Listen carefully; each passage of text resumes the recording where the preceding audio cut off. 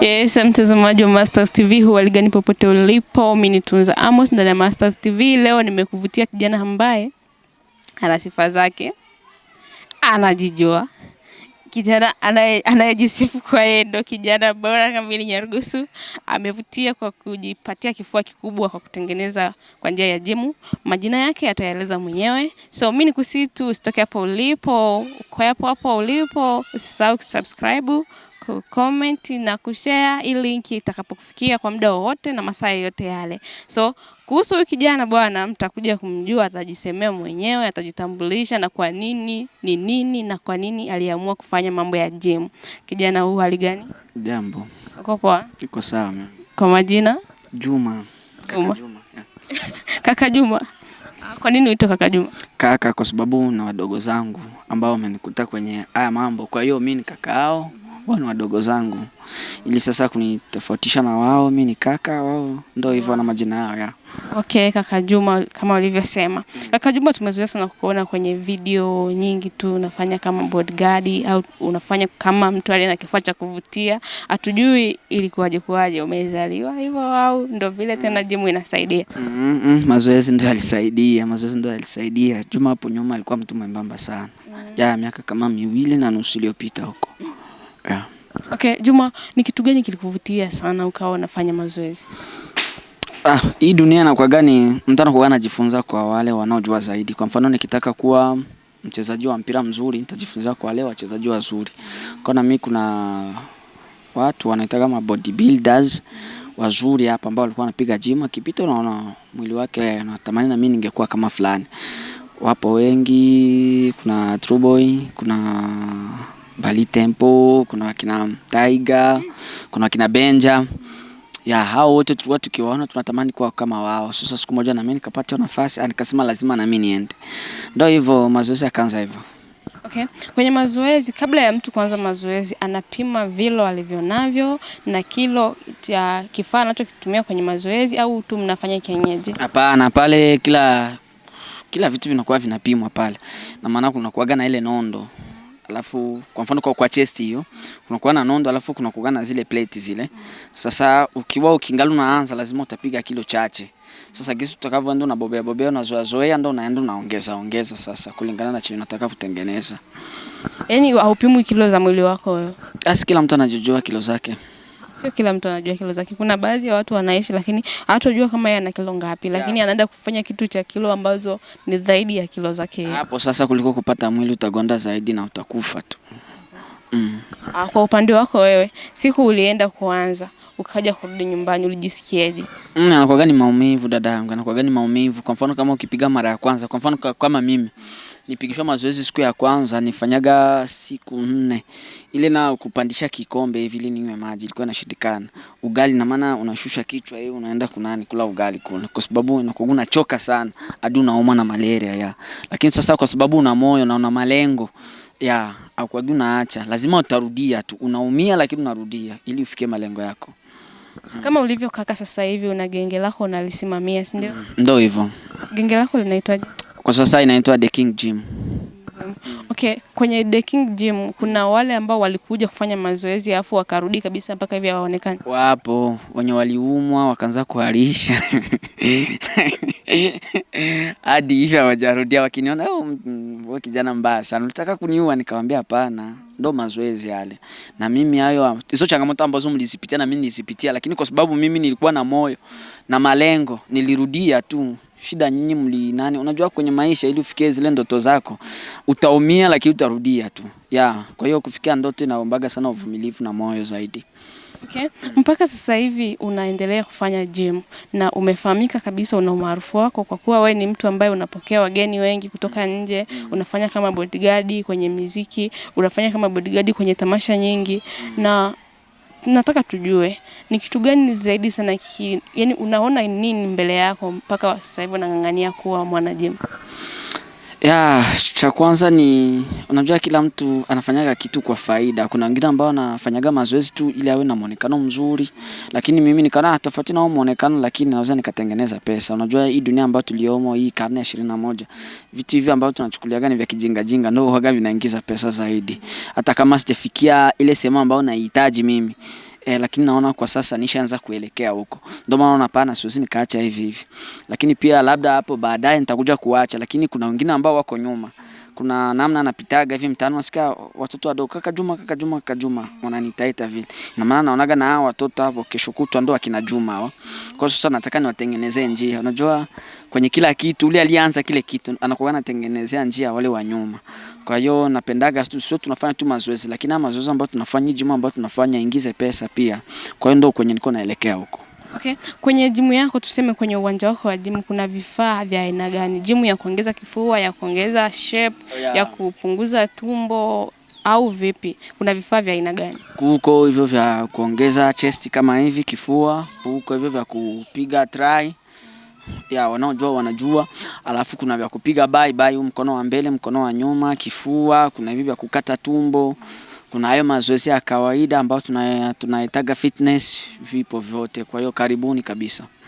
Okay, kwa siku za mbele huko kwa maono yako, unaona unaweza ukawa na uwanja wa gym tuseme kama town vile wanavyofanyaga, kuna uwanja wa gym, kuna gym za kila aina, wa kike wa kiume wote wanakutana pale.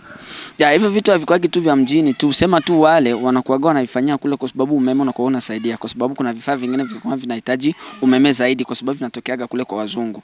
Na wazungu ni watu ambao hata iwe kijijini kama hivi lazima umeme utakuwepo.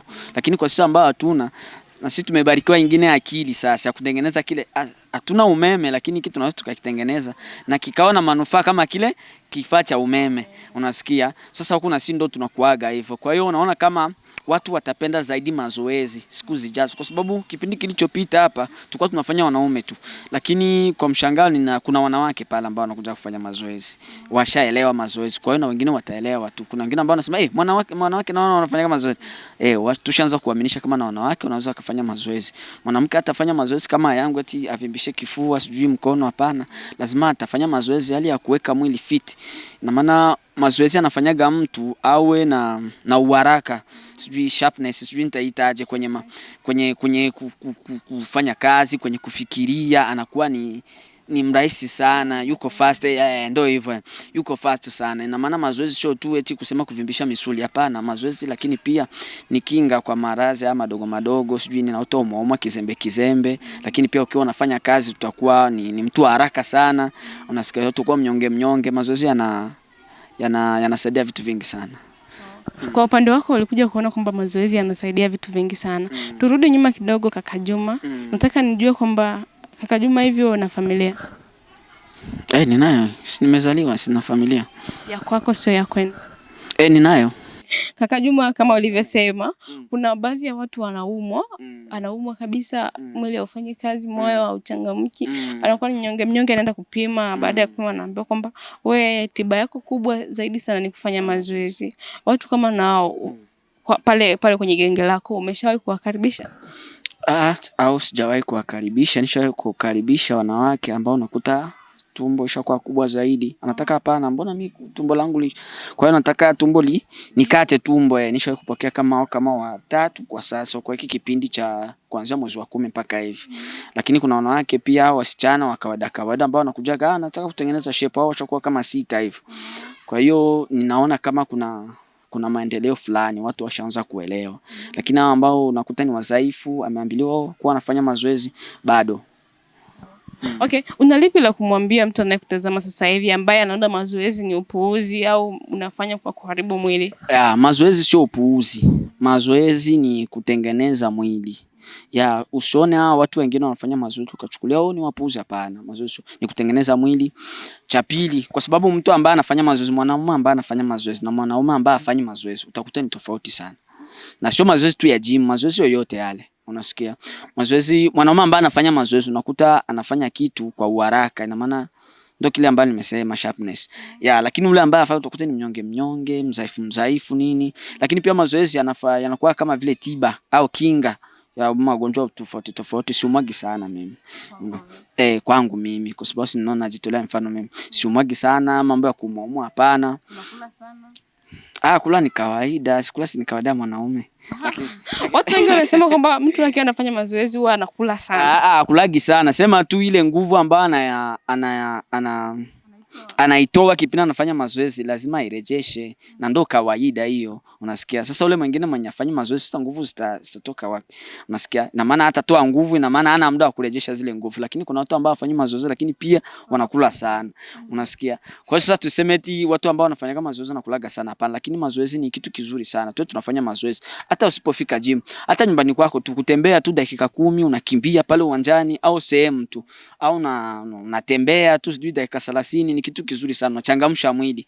Kwa sababu mwili wa mtu unatumika, unaendeshwa na ubongo. Ubongo si ndio engine watu hawajui. Ubongo si unakuwa na damu, na damu ili itembee vizuri ni kufanya nini? Kufanya mazoezi. Watu hawajui hicho kitu. Huku kwenye kichwa chetu kuna kuaga na damu inazungukaga kule. Na akili ya mtu ili ifanye kazi vizuri, lazima ile damu ifanye nini? Iwe inazunguka vizuri. Na ili damu izunguke vizuri, fanya mazoezi. Okay, kaka Juma, tunazoea sana kukuona siku hizi, tunazoea sana kukuona kwa Diki. Hatujui iko vipi kwa Diki.